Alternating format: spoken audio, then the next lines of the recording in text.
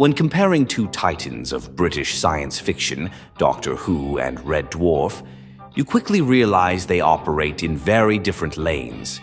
Doctor Who offers sprawling, time-hopping adventures with a rotating cast, while Red Dwarf keeps its feet firmly planted in the corridors of a decrepit mining ship light years from Earth. And while both have their strengths, for me, Red Dwarf easily takes the crown.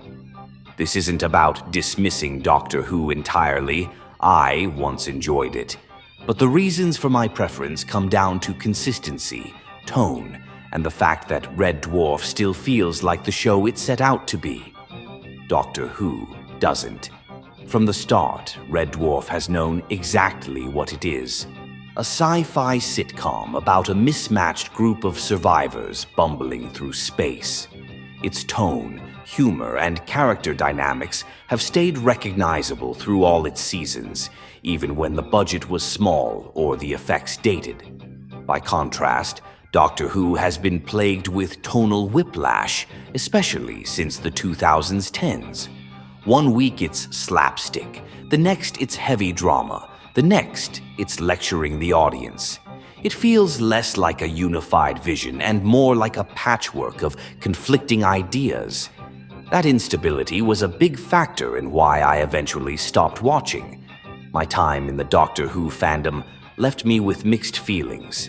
It's often riddled with egos, petty politics, and toxic gatekeeping. I've even had personal run-ins with unpleasant individuals and unfair treatment at events, which soured the whole experience. Red Dwarf fans, in contrast, tend to reflect the show's tone, laid back, good-humored, and more focused on enjoying the content than arguing over it. There's no endless infighting about canon or who ruined the series. Lister, Rimmer, Cat, and Crichton are as dependable as they are flawed. They may grow over time, but their core traits don't suddenly shift just to fit a plot twist. That stability makes them feel like old friends you can revisit at any time. In Doctor Who, the revolving door of doctors and companions makes it hard to form a lasting connection. Worse, recent writing has sometimes sacrificed character consistency for the sake of a theme or a dramatic reveal. Doctor Who's sprawling continuity can be exhausting. Canon is often contradictory, and rules change whenever it suits the current showrunner.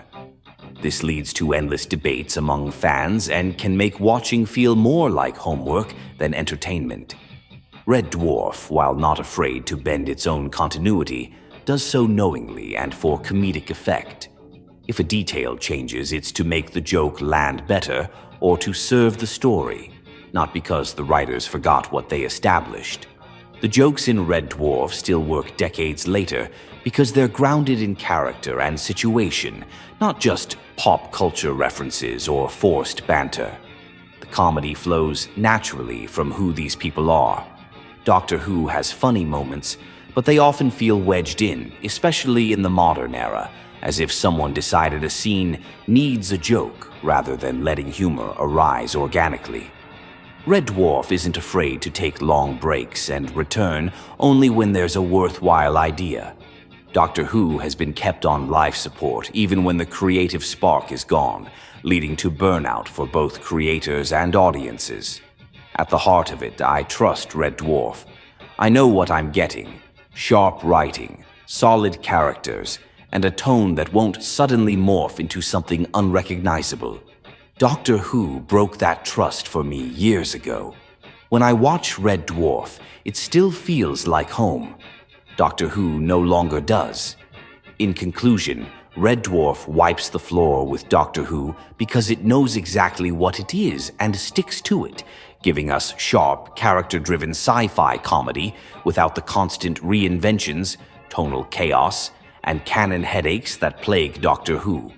While Doctor Who has spiraled into an identity crisis with preachy scripts, inconsistent characters, and a toxic, ego-fueled fandom, Red Dwarf has stayed true to its humor, its characters, and its audience, proving that a small cast on a shabby mining ship can deliver more entertainment, warmth, and genuine fun than all the flashy time travel in the universe.